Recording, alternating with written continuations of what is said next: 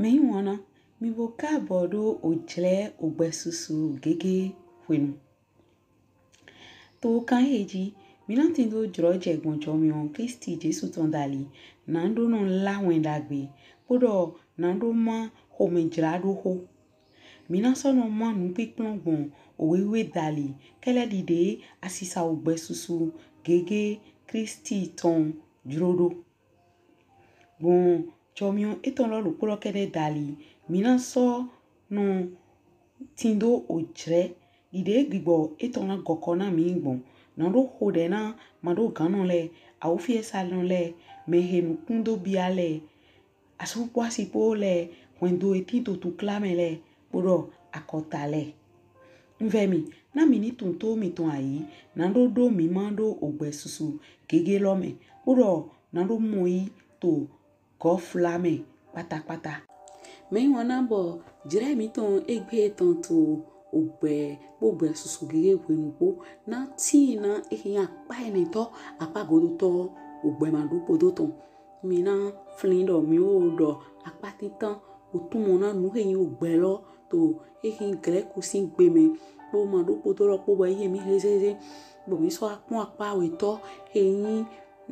tade na eton kleun lo aweto yin o nbibi no monjiwe we dali to Ogbè Mandopodo lo me bo Akpa tontoro mi wa no tero he ogurudu Klisti ton he mi moi to Ogbè Mandopodo lo me he wesuna wana mi he hon gbigbo Ogbè ton lo na mi duto onyiranji apasasi anzon le jo ma pele ji nando tindo hihon jiwe yawe ton nando dizonli wa nunta di jiwe yawe lo su bo Akpa enito he mina mo ide he Akpa lo Godoto lo ena no te lo he dondo no Ogbè Mandopodo ton lo ji he yoro wanyinan bo eta utu we mi ka yoro dondo no Ogbè Mandopodo ton lo mina mo hota hemi bo mi ro ero ye mi lo mo lo to wenagbe Johanu ton ota foton afochiene doje foton ehwe lopo yado le Yedọ le Oto yiwanna nido we yiwanna mìwlẹ doga mìnozo owanyi sheme mi osén shele mina nọnọ owanyi sheme Yedọ dile osén oto sheton boso nọnọ owanyi etọn Mẹde onu he lewe nyenko do hlan na ayajẹ she nido tin to mime podo na ayajẹ mìtọn nido ni hinhẹnpé ehewe osén she do mini yiwanna mìnozo Yedọ dile yiwanna nido Mẹde ma tindo owanyinan he klo we he do Mẹde Ogbè etọn lia ina honton etọn le honton she we mìwlẹ miwa onu he dagbe na honton she we mìwlẹ miwa onu he yin degbe na mìlẹ nishe bo mina moro oho Klisti to dido to flen lo emalo Akpa aweji Akpa titan ebele son otachene lo dono tero Akpa uropo bo oho ta ingan ton son fine to titi mena yin lo wanyinan he ton son jiwe yawe me eta utu we do wanyinan he ton son jiwe yawe me ntori Klisti lo su do mo lo ke do mo lo mi sele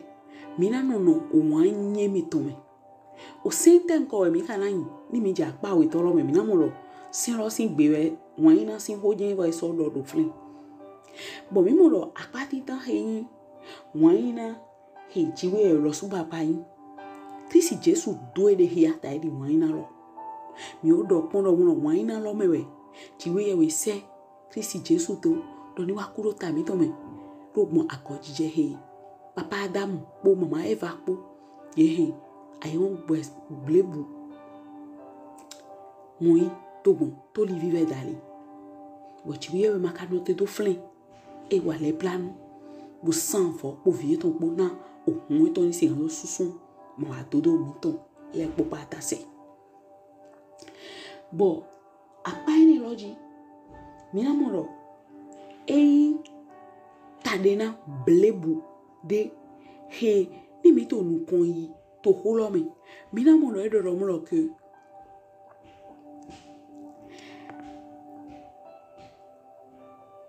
dide e mìwlẹ lo sun osén otọ tondo moe wanyinan lo ena no mi me do ni mi moi to ngbo me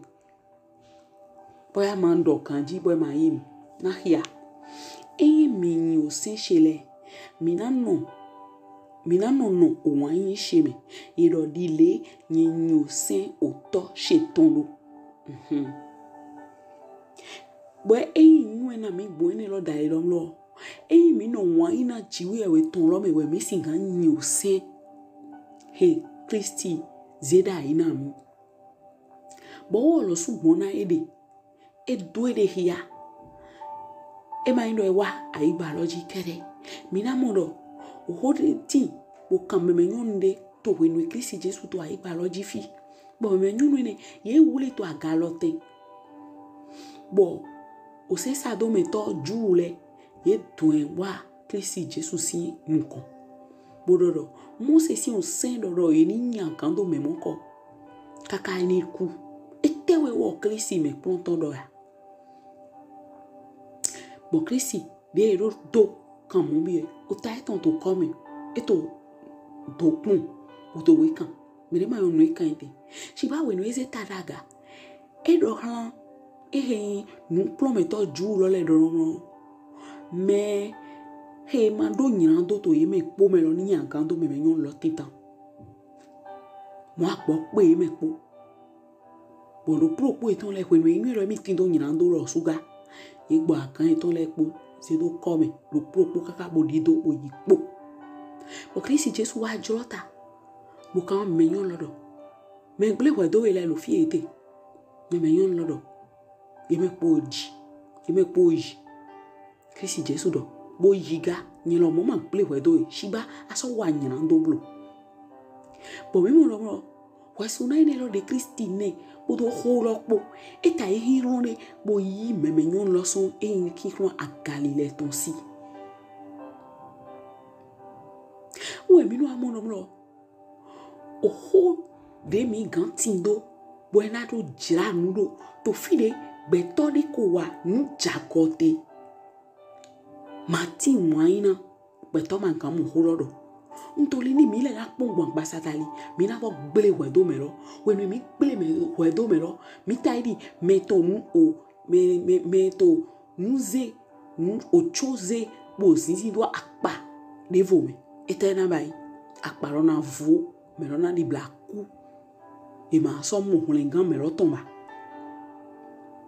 we to akpa ti ta he wanyinan chiwe we ton lo mero yissé no we mi ya kabi ma yissé no we mi do na tekpon bo na honu kunpon ego bo na mo nu supo na jijira ro to mi to me to wendo mi to le me to akota mi to le me to ko mi to le me to kwe mi to le me to akun mi to le me e no mo mi mo wanyinan chiwe we ton lo yin ngbo ntole ta edi hihunde he asisa to mo hupon gbere wanyinan lo mume we chiwe we eno zobo ofo eno tado atodo no bodo ma wa todo no ji holo to yiye mi tori wanyinan chiwe we ton ni lo e blo aga so bo hihunde we yin bo me koto yissé me bo tindo le yenu ata edi atingbo tote hihunde ma so timbo no buto eji minamulo wanyinan lo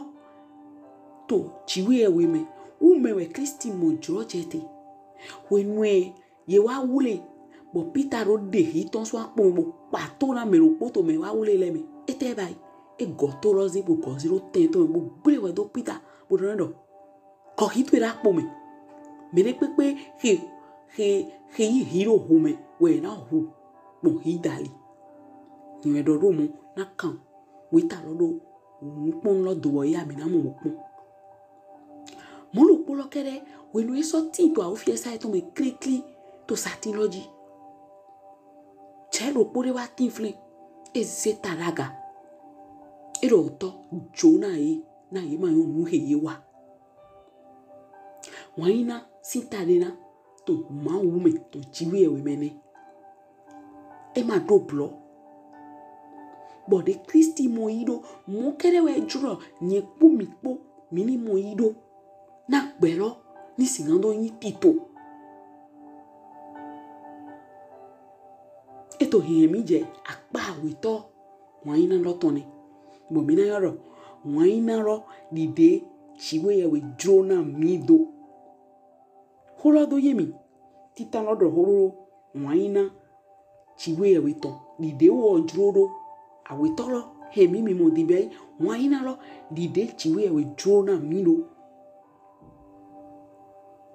uwe ro romo mido na yiwanna mìnozo dide juro na mido ne mati wanyinan ne mato mati wanyinan jora mati wanyinan mi ma kan wa nda pere eta eri ahun ke gbeto ton he ni note gbeto ma so sin gboba bo mi na mo ni mi mo pon de chiwe e juro mi ni mo pon ro mi na gbe de to aigbaji nítorí òyìnbó na dendo mi bo gbeto ro poji we do na beleson bo ni beleson mereji bo mero yi wa lo ni lo sinse ni lo do chi eheyin òyìnbó he kento wa kento legba wa pon gbetoji eno hemo kento eno he gbigbo sinbu to lebo eno chi ekponu holodo ye mi bi et si so monton dide jona mi do parce que to lidom lo mi u betole Akpa salan mìtọn e man juro na yi dide jiwe e joro Ṣigba nu de je ha mi bo mi singa no Ogbè ne nu de je ha mi bo mi singa no doji ne we mi ponka bo pun yo vole si a che pipa me ye de kun na do wanyinan eta di hihon re bo nkan na gbeto ason higbo bo nkan tu me lote bo nkan dra nu e ko gble wa san dide nu e gble to asan dide me e la draro mi flin autant ni ba no yoro documentaire bon ponto o télévision me to lo me fi bo aso kwa si po bo jo kwa eton so mo na hwe mo pon na lo sin do gba hwe bo o hwe ja gbigba gbe ni ro mi yon nu ejo ye bele hwe gbigba lo wa zon hwe de yi hwe lo wo do hwe lo gba ason hwe lo bi a ho da ho me bo a ho da ho me bi yo bo ma so sin yi ason me le ton yi wa ba bo e bu potapo de ro e bu potapo e ba ro espo ason hwe lo bo ho kwa de me de le ojo na okwe mo pon bo bene pele po ba mi ni wa pon asupa si bo he ko do vivo wa we abi aton gini aje me hwe gbonji na no stan no me pa ye no baba de gbe na no ya ti asan ton gbe bo holo e wa yinde bo biola mena meme nyonu sun loton he asupa si bo he to holo na gba won ton lo po e bi holo bi ayi ha me nítorí e plan meme nyon lo plan vie ton yi asome bo ye hodo pon bo ko je hoji bo do tun holo na won ton eton he o vie sin hagbe sin ya bo vie sin hagbe sin ya loro bo nu to mo amaka do wo me de pepe si wa pedo enwian me makando me le puni sire we me nyon loro man kan na bereji mo mais le propos mìtọn le do hota mìtọn le kpo ata toto me fi ma no mo no mo nyo o kore me we mite o holora je o mendo o me pachena o kolo sin to me boni mi gan ba gbon de mi na de mi na ba gbon me yiwanna mando hen holode o kolo blebu mi nido to se lo potenti ye me po se holo bo yedọ kweri anziwa yedọ sima ambewa yedọ nyeke ambewa yedọ miongba anziwa yedọ tolo ambea bo ye gba holo blem to so ton chenche ma yi kweri pepe to holusi bo taragbere menele do to kolo me bedele tin bo do kenkayori bo agban eton de ma sa zan dinele ye be ple poton na do skan do gwa lo na no zoye ton khemando ho kaka bo igba holo to so ton chinchi bo ho ya ga blem bo ye bible bo décorer bo amba inauguration on est na do gungbe gbegbe to inauguration bay meme sun lokpo me nyon lokpo ye via vi kaka ima on de na do mi bayina kolo men ledo uwe wa kpolo jika bo no do bo mi no do yo fo le ima o ma o la lo ye nyon ma o e wura do mi we ntori wa lo e to me do ya lo ye nyon ma o e do ye mi boni mi pon apajire ni lo ke na blem di lo dali mi na mo lo eni lo ejiwe we to jiju na mi Martin na vena Martin na home gbe na tin na mendido bo tonu ya ka blebu blem tonu nyon le puno jowo to kwan me mando na wena mendo aho mendo na wena me mando to ma bo me de pepe ne ma hwe to no jiwe bi on mi ne ma no ke jiwe we bi on mi ne ma mo e mi do so de do gba to mi to no ni bo na no bo ja cho bo do ye yi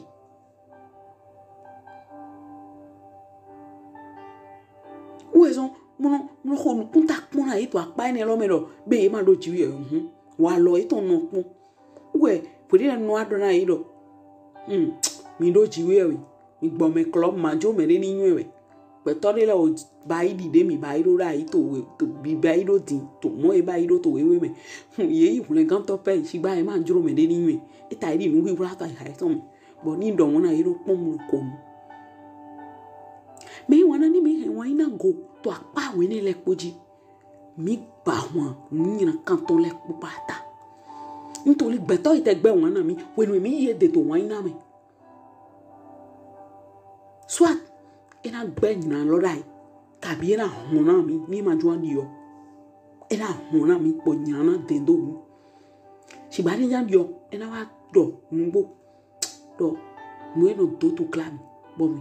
alo te mi ngaro ko de ha mi ko lo de ye mi bo mo dali ni lo ton we jiwe we si mu e do na go ai ha lo me ntori na pajire yo voto me to fi so mo pepe e ma ino nyina oro dendo mi do mo se egbepo Ṣigba yo wa degrade yo wa jrede na no ina ye di afoto mo ina me mo e jiwe we so juro mìwlẹ lo suga Africa to mele kunule pataki mi o gbon to le ti mi gba pe gbon to akoso en lo mìwlẹ lo sun di afoto mo ina me inni we singa hunle mi inni we singa so je na wa holu to gbon to me to hunle po ataji po mi na yinu ko o hunlengan na bi ai hale mi fifa na bi ai hale mi na te po na zedo noji npipon le photo re bo winamo ahun ken gbe to ton e bo to ido hiaro Martin ahun ken gbe to ma gan gbo mo Martin wanyina yissé mìtọn photo e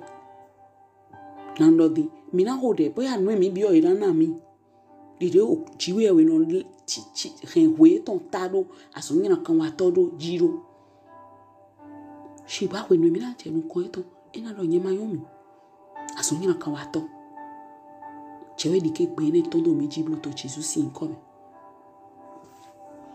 ma so yin ko gan le mi na hode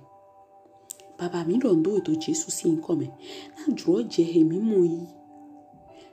dogbo wanyinan he sitade na Akpa titan cheji we wanyinan ro wanyinan dogbo ji we dali do ati wanyinan dogbo mìwlẹ lo su beto dali do hlan cheji we ade do hlan nozo mìtọn le bo mi modo esiso na mi de etairi to mi mangam mo hinhun na dos kan do lin toro Ṣigba Jesu na mi na mo hinhun bo hode baba dike holo ni Yesu dike holo ni yenyon to Jesu si nkome baba beto he ai ton le ko ya pasupo mo onyiran wiwa puto yiwanna nozo meton nuve onyiran kan bo wanyinan to ni taili asisa gbo bo klo nyiran hele kwata ati vive hele poso hale po meto Jesu si nkome mede ko che bo yedọ ma anjona baba gbo mio osi wanyinan to eton ni chi mio manjona nozo meton le to ai hale kwata meto Jesu si nkome baba yeme gwalo na yo to me finu le bo ye yinu ko ye de afore to wanyinan me gwalo na hogbonto gwalo na gunule kwata to agoso ni lo me na mi ule lo sun de afoto wanyinan me to ngbo meto Jesu si nkome mema moe bo mamo wanyinan mi no mamo nde pepe tori meto le ti nu wa mu azon engbe no he bi o church mi awotu eno he bi o church mi ni mo azon engbe to ye vo ye no wule ali eton abi eno no agun lo meta iri nu pon to e ma so kan e ho de baba ni amu peto re mu to jre mi e to gbechese na ele vojo to Jesu si nkome na ma ye ni dihun ga azon engbe ye ni dihun ga akwe ye ni dihun ga yasu ye ni dihun ga asi ye ni dinje me yiwanna lo na wanyinan lo ni pa baba do ai hale me na gbeto le ni skan yiwanna ire na onyiran ni skan lo dendo mi to ai won go so ni lo po pátápátá me to Jesu si nkome yero pono eno gwalo na me nyumba itore ma tin Klisti Jesu ma ikota ki asata balaba shida bali ma kotoro sikite lima adabali gbogigbo to ni bayi bo gwalo na mi na ma mi ni wa holu podo ye poto Jesu si nkome adike mi gbeda iblo Klisti Jesu wa gwalo na mi to pipe kwa todo po me abasi pa o to Jesu si nkome we ngode lote niche yiwanna mi mo joroje de mi Godoto egbe do Mẹde nyero gbigbo kunoton gbigbo re we asisa eton mo ko le mi to sisero ena so tun mo na mi hungan mo bo ena so ye mi reze bo ena so yin lo mi mo yi hungan dide yin so mo iro e ma ro blori pepe dagbeje we yin na mi bo jre mi na mo to o se jale mi na do alote na o homima bunali le adaje ode hihoji ntoli ni mi pon ayon go solo me nu do jodi e ma yin dagbe e dabla àwọn to adusi to ami o we mi na no te oto he àwọn ko ibrale oto emi àwọn tintele opopo to lo me fiya to ngbeji fiya abi to hlan Africa to me ni andra to ni lekun to de me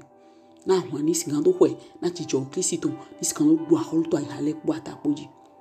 eyon mi ndo doche bo so ndo do me na ho mi to Klisti Jesu to mi wa ponbo to kan loji e ndo mlo mi to gbechi se bo mi ma yi Klisti Jesu wo yin hunle gan to lo wo we susun we wo mi to le pa kase we nu mi yi to ngbo podo atodo po me we no hu asisa onyiran ton so gbezan mi to me bo gbezan mi to no akona asisa gbeton kere bo we ne to enu ajobo mi no achi mu a e ma so nyiran do be hiya do go na mi ntori o susun we wo mi to he juwa ile he mi nganwe abi mi nwe mi ma so nwe boro wa e o susun pele pose bo do pon asun eton to satinji eyon bo ni o ijuro mi do mi ni Jesu je mi bo hun ai ha mi to bo yure ina so bio me bo ma so yin do poroba eyon ma so inu kan lo mo e so iwere wo mi no jijo